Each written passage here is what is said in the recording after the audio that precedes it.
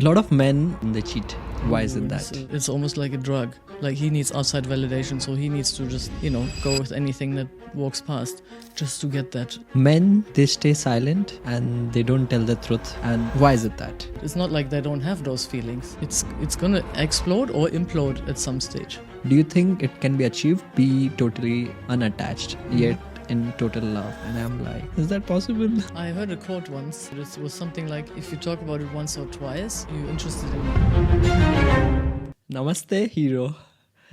You are the hero of this podcast. Anna, how are you feeling today? Thank you very much. I'm feeling great. Lovely, lovely.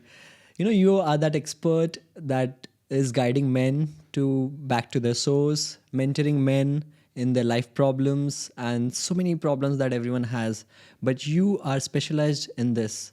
What brought you so much curious? Like, why only men? Why not women? Well, that question. Okay. I noticed that there's a lot of support for women, which, has its place, all good. It's just that I noticed that there's not much. When I started, there was not much or almost nothing for men. There was no, empowering. With women, we have empowering this and lady boss there and, sisterhood and circles and all that. But there was none of that for men. At least I didn't see it. And so I thought, okay, and what about the men? And so I thought, okay, if nobody's doing it, I will. I feel that, having had two brothers, having been quite in my masculine energy as well, always having gotten along really well with boys and men also in my adulthood, having it easy to speak to them. I thought all of those components make a good fit. Wow, thank you so I much. decided to, create the safe space. Wow, thank you so much for thinking of us. Well, you're welcome. It's Thank rare. you for thanking me. Because it's rare, like a lot of people, they don't. And when you put that thought, the energy goes there. And so I really appreciate that. So today we're going to discuss like the problems in relationships, one-sided love, breakups, all these curious, interesting topics. Okay. So I want to like ask you, what happens? I know for me, if men fall in love, they completely forget everything else. Okay. So is that a correct way of falling in love? Because, right now as we mature, we see that ABCD points should be there that we should look at and not focus on, or maybe like, I don't like that girl because of these things, or just fall in love and then decide later. I think what's perfect, and then also what's love. It's such a complex subject. I mean, for decades or centuries, people have been trying to describe love, sing about love, write poems about love. It's been a very central topic amongst humans, and now this is the love between people. But then there's a love that governs all of us, right? Which is above genders, which is above anything else. It's just that I always say we are all one and we are love. It's just that in our human experience, we sometimes forget that level of love. And because of our experiences, and even the bottom of my work is always about, the experiences that the men have collected. And the one missing part is always self-love. And so I feel that when it comes to relationships, the most important part, actually for the entire life, like whatever we do in life, the most important part is self-love. And I think it's collectively missing, which is why things like, social media work, because it's really just screaming at, look at me, validation from outside, mainly due to lack of self-love, if I just summarize it very quickly. And so if the basis of a relationship is that one or both are missing self-love, it's not the best basis to go with, So I feel, for my own personal life, and when people do ask me, is to look at yourself first, look inside first, because we don't attract what we want, right? We attract what we are. So whatever is unresolved within us or whatever we haven't looked at, we will attract somebody else that will mirror that part, that will trigger, that word is being used a lot, us, and will just be almost like the missing part or the one that is triggering. And triggers in itself is always just making us aware of something that hasn't been seen, something that we haven't looked at. And so unless we do that, it's always it's always kind of a basis for a rocky ride. But then again, there's also no perfect, and we're all perfect as humans. But then in relationships, we see that sometimes it's not so good or not so smooth. But I feel that when people come together, there's always a message. There's always something to learn, and a lot of people actually do say, instead of theorizing life and instead of never-ending healing loops, just go into relationships and develop within it, and go to the next one. Kind of learning by doing, life by living, learning by doing. And so I'm coming from a very different perspective, I guess. And I don't know if you expected this answer, but it's just what comes in because that's what I believe in. And so instead of scratching on the surface, even again with all of my work, I do go deep and look at the source where everything starts, really. Wow, I love it. And you also define law of resonance in your definitions right there, because the universe gives us who we are, not what we want. So that's really amazing. And self-love, right? Like, to the people who are watching, what are the top 2 tips that they can do right now to have more self-love? Two quick life hacks. Yeah.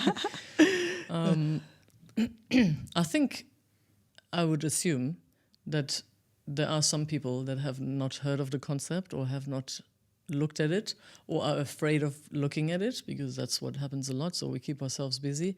So the first question is really not a quick fix. It's actually to look at it and ask yourself, do I love myself?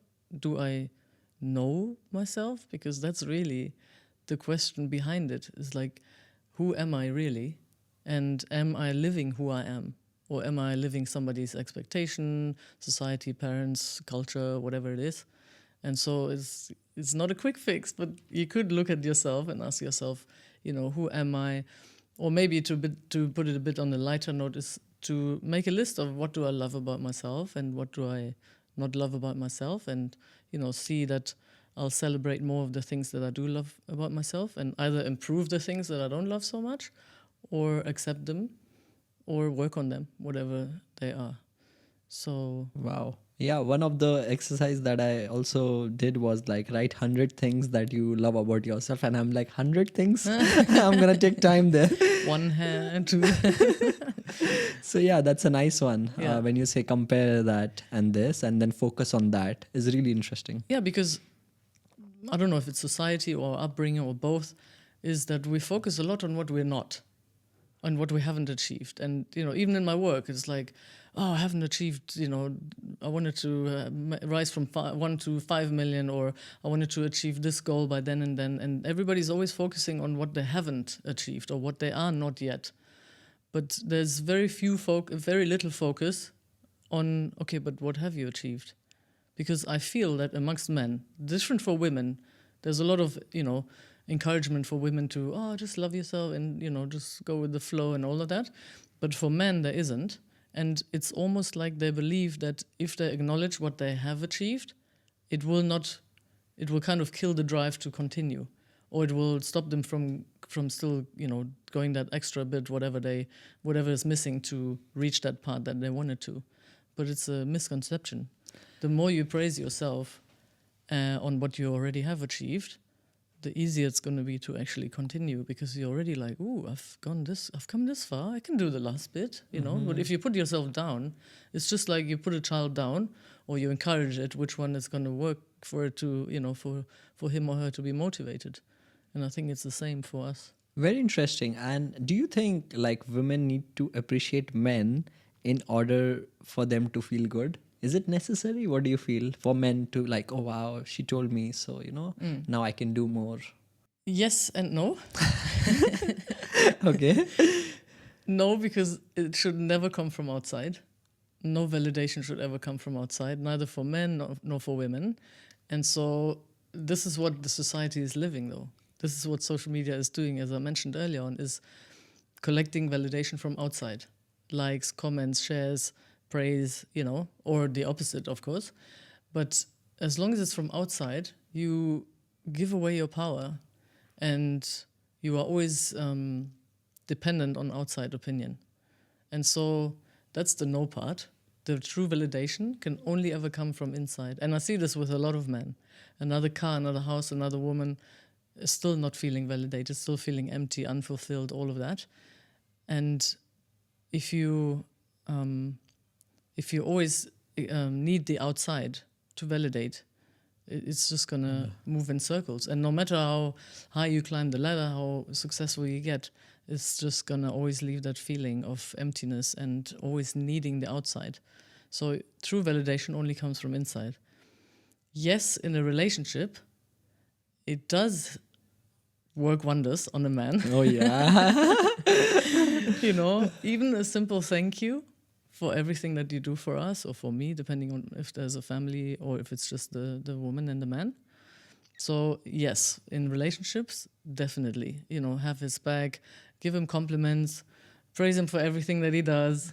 It does work wonders, and it's really easy. So, to those who are listening, please note this down. Yeah. Okay. Very interesting. So I see like a lot of men, what happens is like when there is a new relationship, there's a thrill, excitement. And after some time, it's just there. And then there is new thrill, new excitement. That means another girl. So why does this happen? I think because of that outside validation. Mm. Because it's probably probably there's a few reasons, but one of them for sure is outside validation. And that feeling of, even scientifically, hormonal and biological, that high of being infatuated or being in love in the beginning when that other person is so perfect, and there is a lot of hormonal action happening. And so when that goes away, because it does eventually, you'll get used to the person, not in a bad way necessarily, but it does change. And to survive that part into then many years is, it's an art on itself. But other than that, it might also be that outside validation. Because in the beginning, if you're in love with a girl, she'll be like all over you and you're so amazing and everything. And then when that dies down and you need that so much, you will look for the next one that will give that to you. So it's again that same cycle. Interesting. And so a lot of men, again, like they are in relationship, but then they find reasons and then they cheat. Why is it that? You are asking heavy questions here.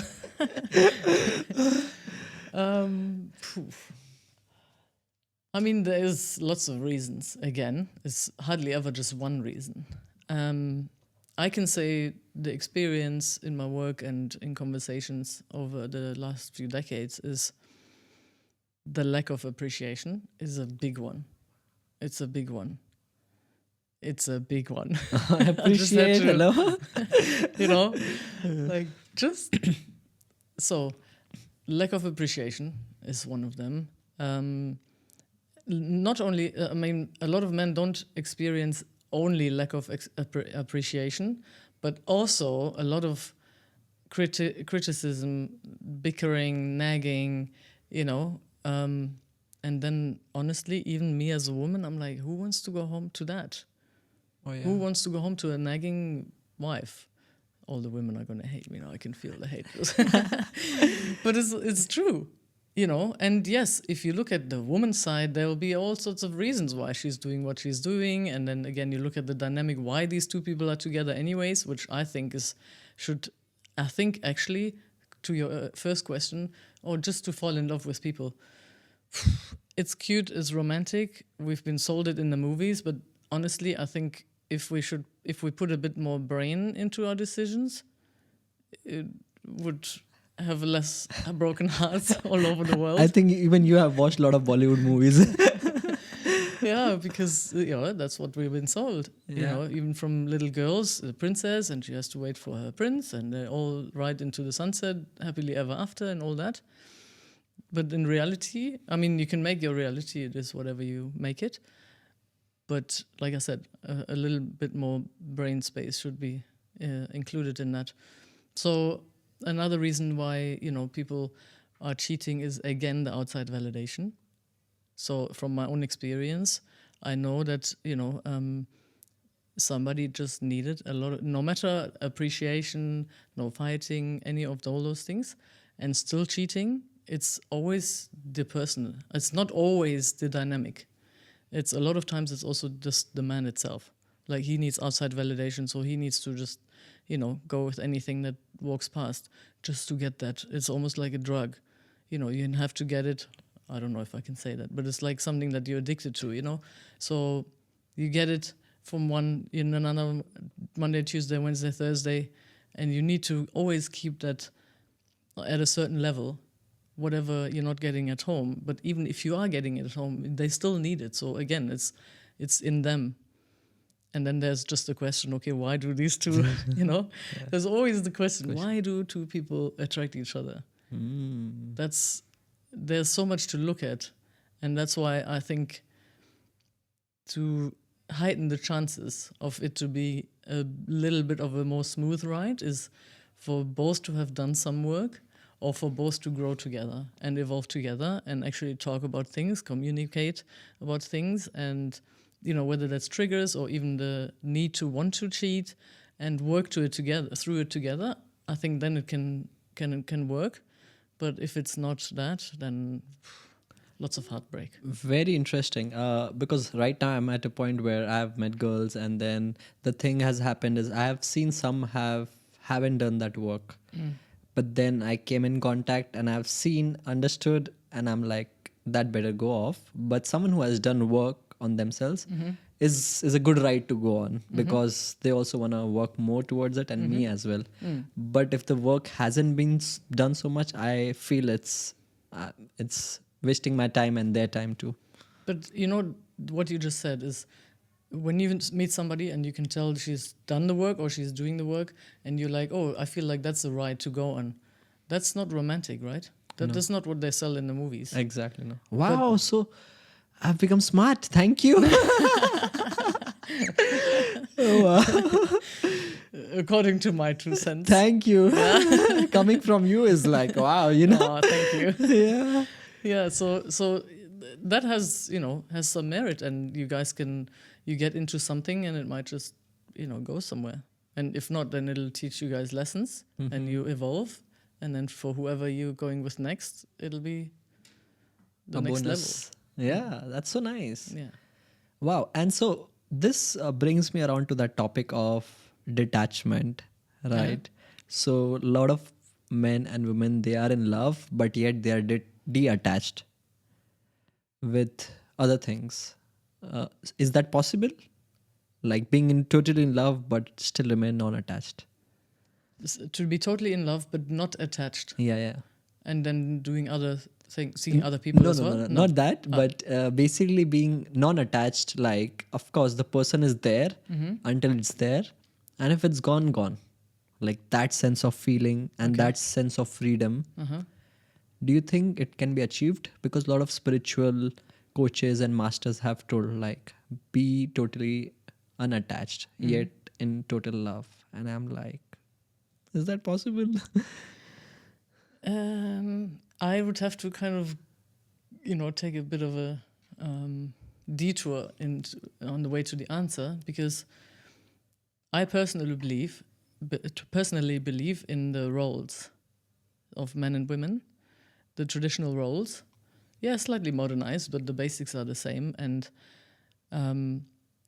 if the man is the provider in whatever way, it does not have to be financial only. Just like when I say the other day, I said on a podcast that he has to have it was about scaling and business and everything, and what kind of partner he would have to have.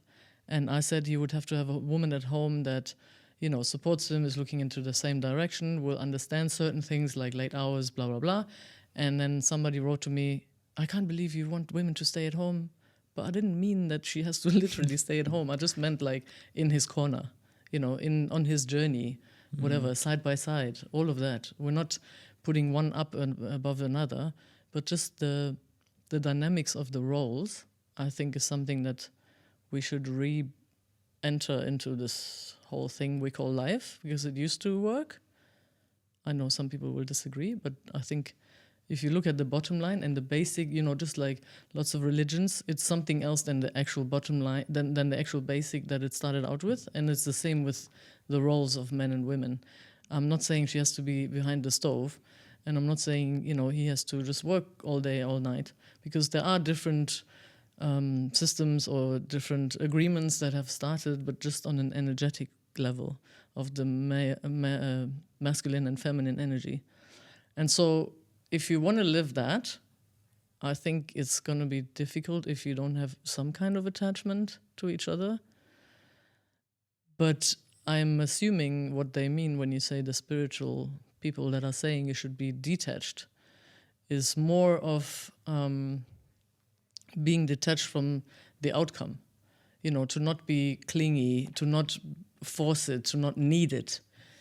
I think that's more what I'm just assuming that's what they're alluding to, because if you are with somebody because you need them, you again giving your power away. The other person has power over you, and whatever you need from that person, it's never gonna. The person is unfair. Actually, it's like, I need you to make me happy. No, you need to be happy by yourself. That's why I never believed in the two hearts forming one. It never resonated, even as a child, when all this jewelry was with the half hearts. I always thought, like, doesn't make any sense. And now I know, because, you as one part of the partnership is a whole, and the other one is another whole circle, a whole unit. And then you build a third one, which is like the union of the two, And so for that, you need some kind of attachment, but it's not about needing. It's not about your other half, your better half. I don't like those descriptions, anyways. But I think what they're alluding to is just that there should not be the need. So true. To rely on the other person, and without the other person you cannot exist. Or you're so in love that when this breaks up, your whole world is shattered. I think probably that's what this is alluding what, to. yeah. And also, men, when women need men, they run off because it's too suffocating, too clingy. It's too. They don't want to. They want to be needed, but in a different way. They need their freedom. Yeah, they want to have the freedom, and they want to be needed.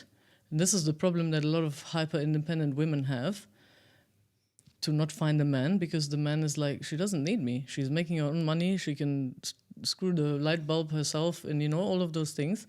So he doesn't know why women should actually have a man. But if you come from a place of, I choose to go into this relationship, me as a woman, I choose to be with you, you as man choose to be with me, it's a whole different dynamic. And I think, from my assumption and mixed with what I believe, is what that means with the detachment. Lovely, yeah. I think you really hit it on point. And that brings me to the question of men, they stay silent and they don't tell the truth. Okay. Until what day, I don't know, but this usually happens. The truth is always inside. They don't tell what it is, how they feel. And why is it that? Because the society expects them to be so strong. And why is it that? Yes. And also, I think there are cultural differences always to be taken into consideration. But if we talk on a general human level, in the society, yes, they've been told to not cry. Boys don't cry. Suck it up, be strong. You have to always have the solution. You have to always fix everything. You have to carry everything, every burden and everything. And definitely not say that it's too much or that you're struggling, because that's weak. When you talk about your feelings, it's weak. All of those kind of and combinations thereof, you will know better than me, is what boys and men have heard and are still hearing. And so the obvious way for them to protect themselves is to just not talk and not say anything. But the problem with that is, firstly, they cannot get support if nobody knows what's up. Yeah. And then also it stays inside. It's not like they don't have those feelings. Even the ones that have numbed themselves, there's still something, and it's happening, and it's staying in the mind, and it's staying in the body, and then it's not a good thing. What do you think, like, what brought this up? Like, is it been like thousands of years, like entertainment industry focusing on that, and because of that everything evolved out to be like this? What do you think, your opinion? Thousands of years ago, I don't know, I wasn't there, but I think lately, let's say maybe in the last few decades, decades or centuries. You've been alive since decade. Yeah. My soul as well. Oh yeah. No, let's say the last few decades, to stay within something that's relatable for people listening. It has been those stigmas and those roles and those expectations, I think, that has brought this about. Also, certain times in history, wars, famines, now this is a little further back, has hardened people. And so this is still, we still, not benefit from it, but we still live with all those things that our ancestors or the people before us have experienced. And so if you are now a man that is not speaking, chances are that your father also didn't, and his father also didn't. And, so it goes down or back up the line. And we just teach, if you have children, you will either teach the same as you've been taught or completely different. There's not much in between. And so if that's what you experience, then chances are that you're going to do the same. You're going to just repeat history. And so, it's from whenever somebody came around and decided that that's a good idea to shut up, because maybe in war you weren't allowed to complain, or I don't know. I don't know where the source is. I mean, where's the source of everything, right? Where's the source of women having been treated the way that they've been treated? So I cannot tell you where the exact source is, but it's definitely society and the expectations and the experiences that each of them have lived. I think the Gen Zs, millennials, and I think they have changed a lot in a way that they see things on a very different level and perspective. So they don't care so much about society, the conditioning. What do you feel about that? Is it correct? If I look at my own opinion and what I hear from outside, is those are the generations that are being criticized by the elder generations for being lazy, not wanting to work, not fitting into the system. My personal opinion, I get that. I get why they say it, and to some degree I do agree. Even in the military, which is not something that I would support generally, but there are certain aspects that are not necessarily bad.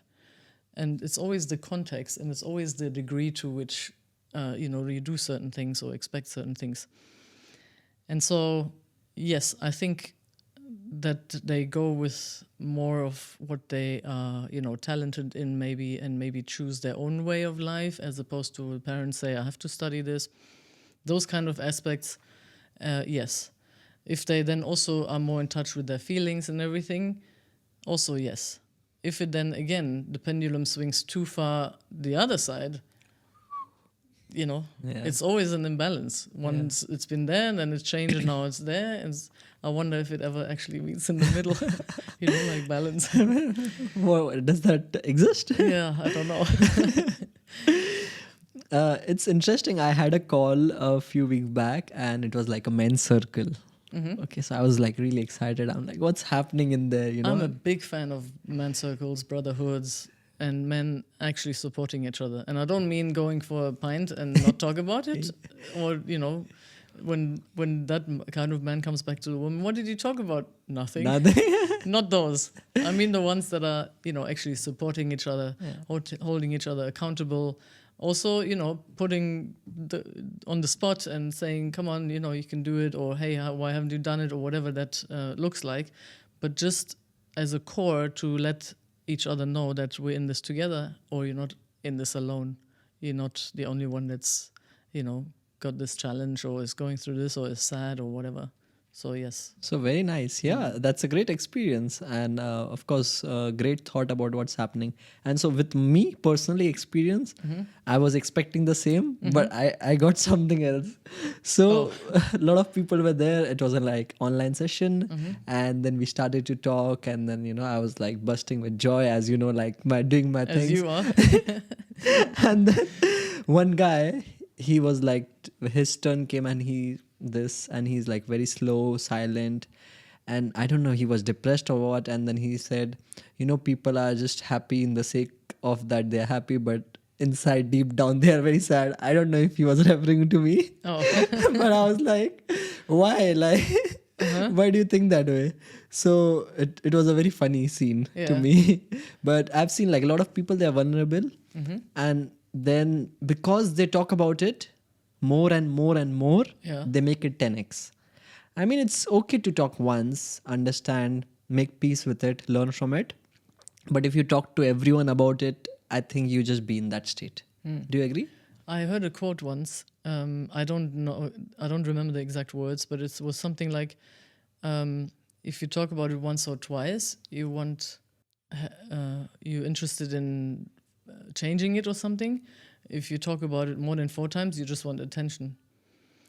I agree with you with the talking part. A big part of my work is talking, because I can tell you that just me listening to somebody is making a big difference. And then also, obviously, for me to find out, what's going on. But I do agree with you on the other part, to talk about it again and again and again. You can, in the worst case, re-traumatize, or you're just giving it energy again and again and again. So I totally agree with you on that one. The point that he was alluding to, we have seen this a lot. Robin Williams and all those. There's a lot of comedians and people that we only know the ones in public, obviously, unless we have friends where the same thing happens too. That to the outside, they were always happy. They were always the funny man, always the joker and everything. But deep down, they were actually depressed. So that's probably maybe the point he was alluding to. I don't know if he was triggered by you in some way. Or maybe that's his reality. Maybe in that circle, he opened up like this, but to the outside, he is the joker. But he knows, actually, I'm actually quite depressed. That's a So, nice one. he was talking about his truth. You never know. If you give anybody, really, but if you give men that safe space and that circle where they can open up and they feel safe, those things will come out, whether triggered or not. That's a nice one, yeah. And so now let's talk about, we've talked about love and everything. Now let's talk about heartbreak. Okay. So you have so much of experience and a lot of people come to you. So what happens when people go through heartbreaks? Like, what's the one thing that really gets stuck with them according to your experience? that gets stuck with them as in As a heartbreak most, experience. the most Yeah, the most painful point, or the most painful thing, yeah. Wow, it's different ones. It's a lot of them, it's that need that they needed her, so now she's gone, now they're kind of lost or don't know what to do without her, don't want to live without her, that kind of stuff. Then a lot of them feel wrong done by. I think that goes for general human beings. It's easy to blame instead of looking at yourself. Okay, what was my part in this? Yeah, I think maybe those are the main points. Wow, the second one that you just talked, it was like, what was my part in it, for example? How can someone really like examine that, okay, they did their part, yet it was not their mistake? Does that ever happen? I think in the co-creation of two people in a relationship, as your example now, it'll almost always be something. I mean, the only time where you could maybe say, "Oh, I haven't done anything," and even then it's like, "Oh, I've done my part." But is it true? Like, did you maybe do what you thought you have to do, or what you thought she wants, or did you do what she actually wanted you to do, or what she actually needed? You know, one of the easiest example is the love languages. So you gave her lots of presents and all of that, blah blah blah, but what she wanted is your time and your presence. And so in your thing, in your perception, you think, but I've done everything. I've done my part, right? In the conversation with you, I've gave her, blah, blah, blah. But if you had to speak to her, she'd be like, yeah, but he was never there. And all I wanted is for him to be there. I didn't want all those presents. I wanted him to be there. So if she then leaves and you see it like that, it's easy to understand, right? But if you are emotionally involved and you actually are the one who bought all the presents, whatever, just as an example, then you feel like wrong done by and think, but I've done my part. That's why I say to you, is it really that you've done your part? So that's the first thing to examine, right? Like for the people who are watching, they need to first understand what their part is. For the people that are watching, if going through heartbreak, and if you want to rationalize it, is why am I hurting? Why is it so painful now? What did the person give me, or how was my life better with that person in it? And then, was it really? And then, can I also do that by myself? Can I create these feelings and these joys by myself? Most people skip the looking at why there was heartbreak and why they were even in a relationship with that person and just go straight into the next one, repeating the same pattern. And then coming at the end of a few of those saying there are no good men, there are no good women, all women want this, all men want this, but everybody's blaming, people are not looking Inside. Interesting. Yeah. So look inside, guys. I just looked inside. What else do you want to look me to? Okay, interesting. What about one-sided love, right? That's just tough luck. No, I'm kidding. You're Sorry. unlucky. Continue. No, continue the Yes, question. Men who fall into love like very quickly. You have, I don't know, with your experience, like a lot of men with my experience, like my friends, they're like, oh, I just fall into love, like, and then another time again and again with different people. Huh? Okay. Why does that happen? They're searching for something. Searching for something that they have not found inside. And we come back to the beginning of our conversation is that Self-love. So if that's not there, people will always be looking on the outside and wanting it, like needing it, searching it. And what about the girls who don't give attention to those kind of men? Why? Why not? But why should they give attention If- they if- don't like the man just because he's in love with her? Well, and yes, and sometimes what happens is like the guy really goes back and forth and back, and then she's like, okay, yes, I give you a chance. Persistence? Oh, I could give you so many answers to that. I mean, again, going back to how do people come together? Why do people attract each other? It's not one person attracting, it's two people attracting each other.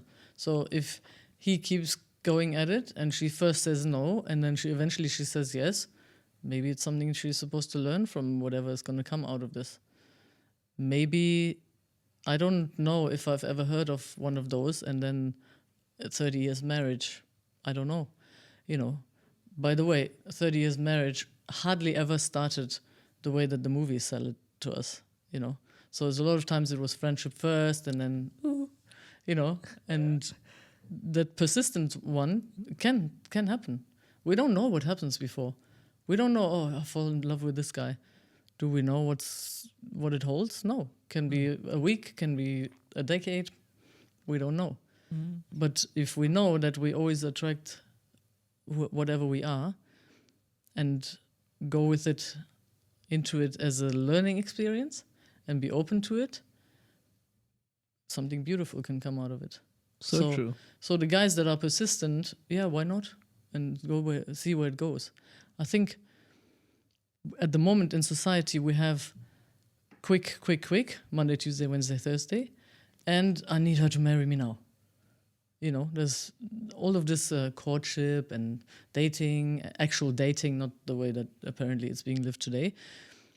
If there was more of that, you would actually get to know the person and become maybe friends first and find out how they are as friends. And then something might develop into it, you know? But yeah, this falling in love, falling in love, falling in love is looking for something that they don't have inside. That's very rightly said. And when you're saying that 30 years, so I was thinking of a point where, like it's been so many years of marriage, not mine, but for the people who are watching, some of them. And so, but then they don't speak up. Like, there are a lot of hidden feelings. They share a lot, of course, like a lot of things. But then deep down, men have kind of holded on to some feelings. And so, why do you think is that? That they don't communicate to their wife, you mean? Exactly. Because it will just create a lot of tension and bickering and nagging. So again, the option to go for. So it's one is the conditioning that men don't speak up that we spoke about earlier on. So I don't want to go there again. But the other one is also, how many times are you going to speak up if you're going to get told off or bickered at or have her be disappointed or whatever doesn't make you feel good? You're going to do that once, maybe twice, and eventually you're going to just shut up. That's why when some men are asked what's the best marriage advice is just say yes to whatever she says. Okay, if that works for you, cool. Everybody has the different concept. But if you have, in your example, have a man in the marriage that he actually has a lot to say and he's not saying it, it's going to explode or implode at some stage. He's going to explode. He's going to just all of a sudden, and everybody's going to be like, where did that come from? It's going to implode as a form of, disease, because that's what the body does.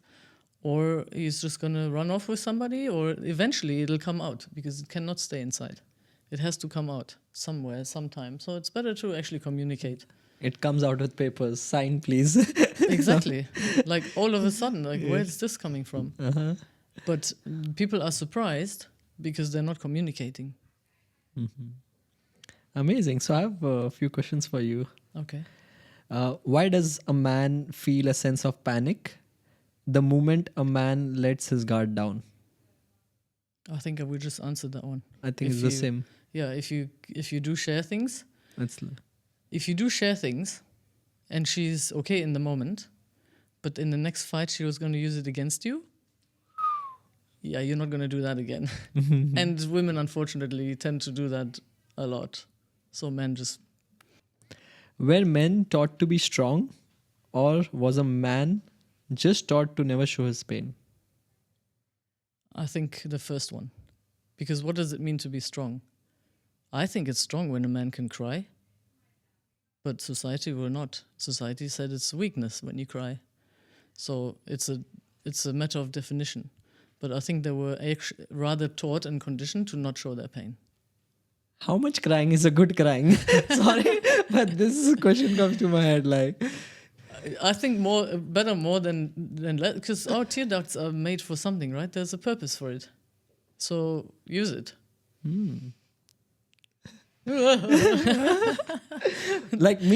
To me, I cry, but I cry, let's say like twice or thrice in a month, maximum. Okay.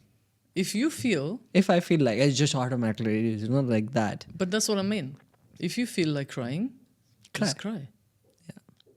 But, and a lot of men are numb and they've shut off feelings and they couldn't even cry, even if they wanted to. And that's what has to be looked at. That's what the brotherhoods and the circles and the safe spaces created for men are there for. To actually get in touch with the feelings again, not to necessarily be able to cry. If that's the outcome, cool. Because it's cathartic. Tell me, every time after you cry, wow, it's like a thunder. It's and like the rain, thunder. Every time the air is clear. You're talking the and vision crying. Is clarity. You're laughing and crying. Yeah. It's like... But how does it feel afterwards? Wow. See? Yeah. So if they could do that more, then it's not like, oh, I've already cried 2 times this month. I'll wait till next month.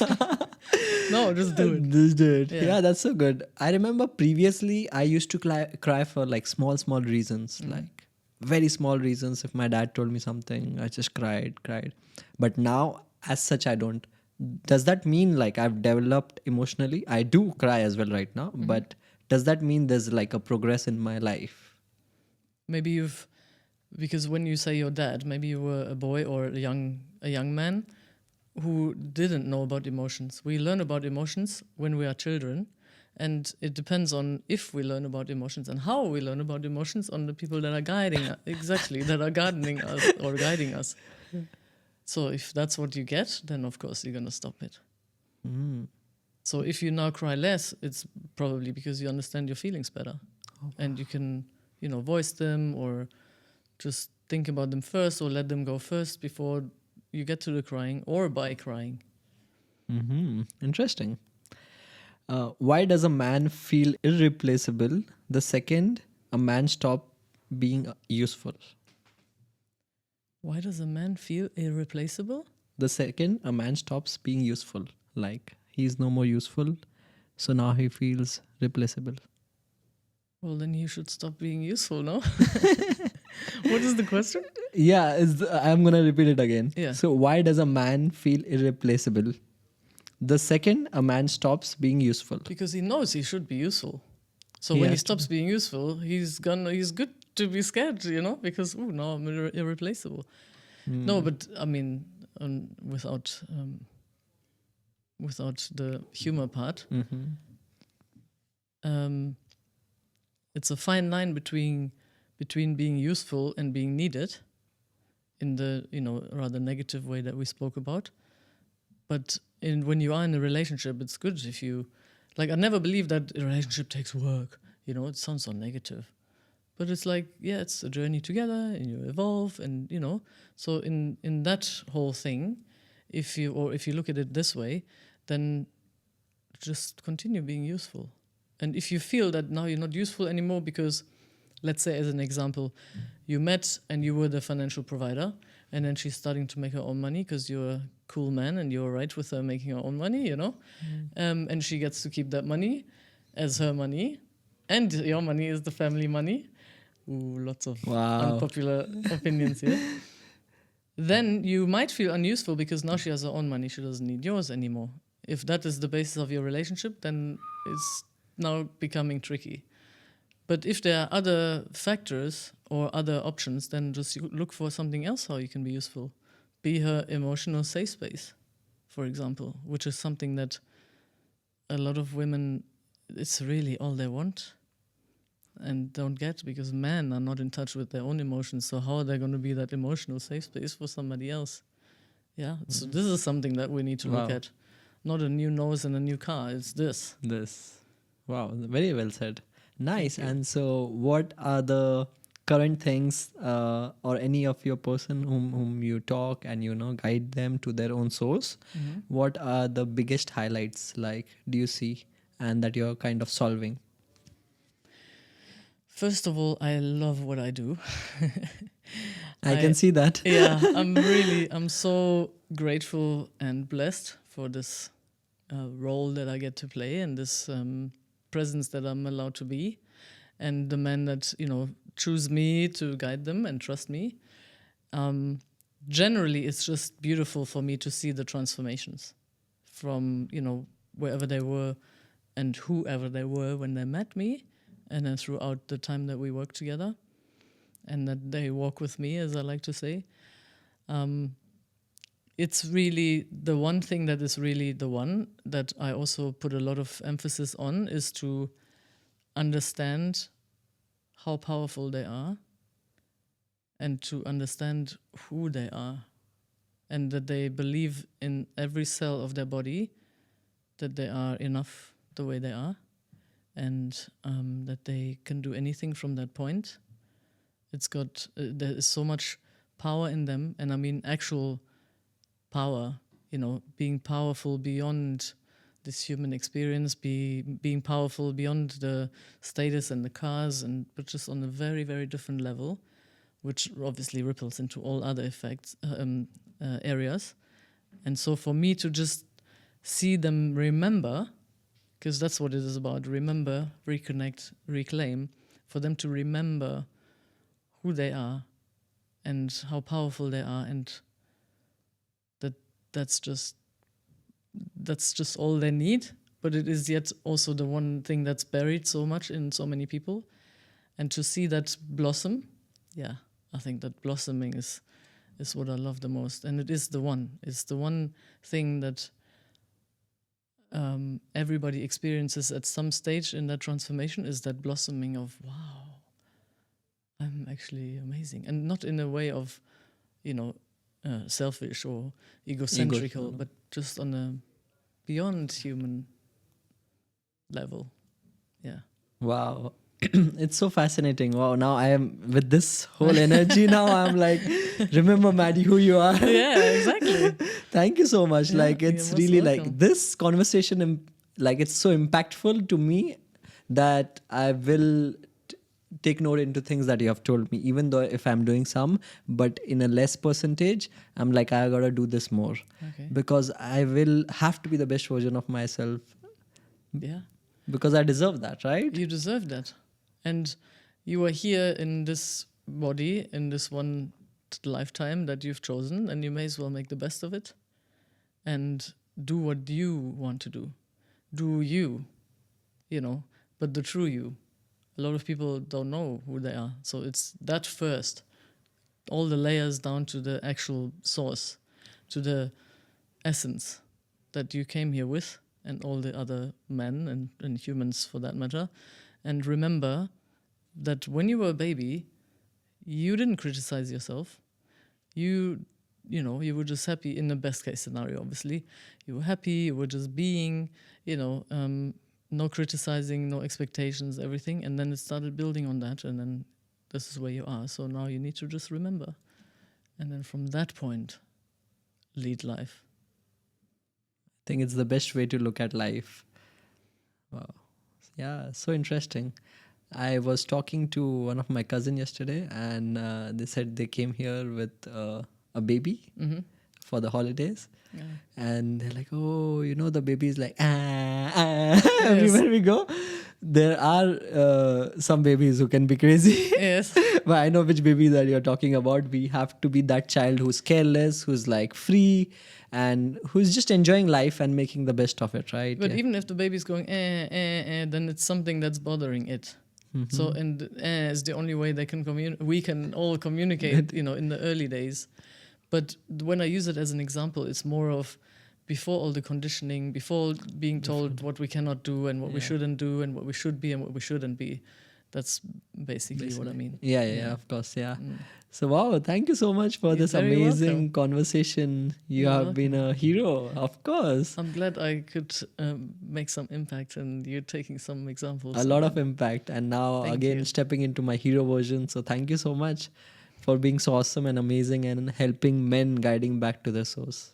I'm doing my best, and thank you so much for having me. It was so much fun. Thank you. Thank you.